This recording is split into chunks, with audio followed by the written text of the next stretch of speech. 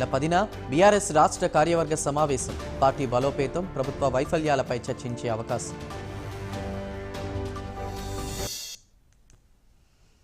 Details చూద్దాం. విద్యుత్ శాఖపై CM Revanth Reddy అధికారులతో సమీక్ష నిర్వహించారు. రాబోయే రోజుల్లో తెలంగాణ ఒక బిజినెస్ హబ్గా మారబోతుందని, భవిష్యత్ అవసరాలను దృష్టిలో ఉంచుకుని విద్యుత్ అందుబాటులో ఉండేలా చూడాలని అన్నారు. ఇక ఐటీ, ఇండస్ట్రియల్ శాఖలతో సమన్వయం చేసుకుని యాక్షన్ ప్లాన్ సిద్ధం చేసుకోవాలని సూచించారు. సోలార్ విద్యుత్ వినియోగం పెరిగేలా చర్యలు చేపట్టాలన్నారు.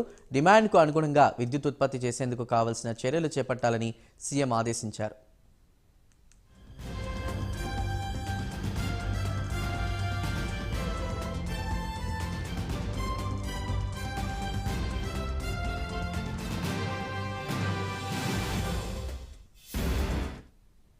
వివిధ శాఖల్లో వినియోగంలో లేని భూముల్లో సోలార్ విద్యుత్ ఉత్పత్తికి అవసరమైన చర్యలు తీసుకోవాలని సీఎం రేవంత్ రెడ్డి అధికారులకు సూచించారు.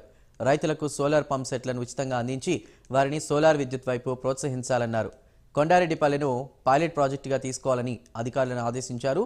సోలార్ పంప్ సెట్ల ద్వారా వచ్చేటువంటి మిగులు విద్యుత్ పై రైతుకు ఆదాయం వచ్చేలా ప్రణాళికలు సిద్ధం చేయాలన్నారు.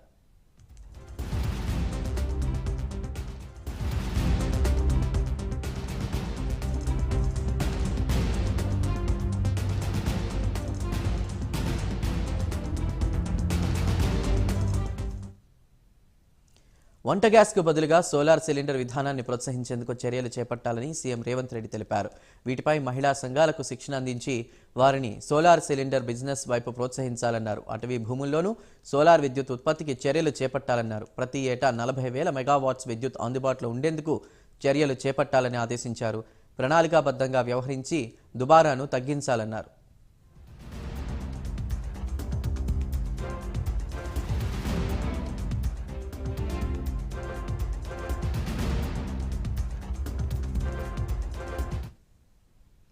ఓవర్లోడ్ సమస్యకు శాశ్వత పరిష్కారం దిశగా చర్యలు చేపట్టాలని సీఎం రేవంత్ రెడ్డి అధికారులను ఆదేశించారు. ఒక్క నిమిషం కూడా విద్యుత్ సరఫరాకు అంతరాయం ఉండొద్దని, వినియోగదారులకు 24 గంటల నాణ్యమైన విద్యుత్ సరఫరా చేస్తున్నామన్న నమ్మకం కలిగించాలని అన్నారు.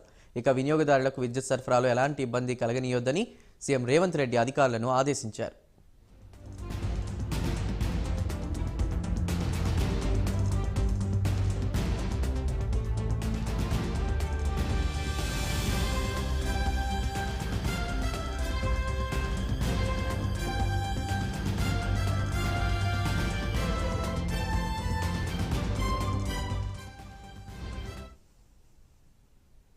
ఈ నెల 10న బీఆర్ఎస్ రాష్ట్ర కార్యవర్గ సమావేశం కానుంది. తెలంగాణ భవన్లో బీఆర్ఎస్ అధినేత కేసీఆర్ అధ్యక్షతన భేటీ కానున్నారు. పార్టీ బలోపేతం